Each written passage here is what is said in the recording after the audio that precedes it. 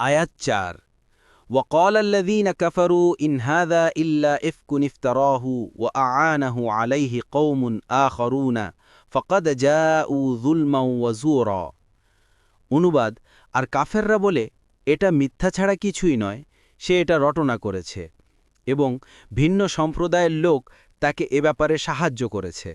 সুতরাং অবশ্যই কাফেররা জুলম ও মিথ্যা নিয়ে এসেছে। আয়াত ৫ وقالوا أساطير الأولين اكتتبها فهي تملى عليه بكرة وأصيلا অনুবাদ তারা আরও বলে এগুলো তো সেকারেন উপকথা যা সে লিখিয়ে নিয়েছে, তারপর এগুলো সকাল সন্ধ্যা তার কাছে পাঠ করা হয়।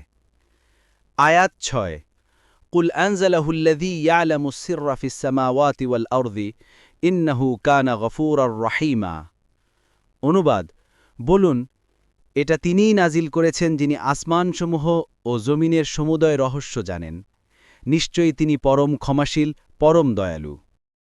পরবর্তী তাফসিরে যেতে ভিডিওটি শেষ হওয়ার পূর্বেই এই বক্সে ক্লিক করুন। ভয়েস বা উচ্চারণে অনিচ্ছাকৃত ত্রুটি ক্ষমাসুন্দর দৃষ্টিতে দেখবেন ইনশাআল্লাহ।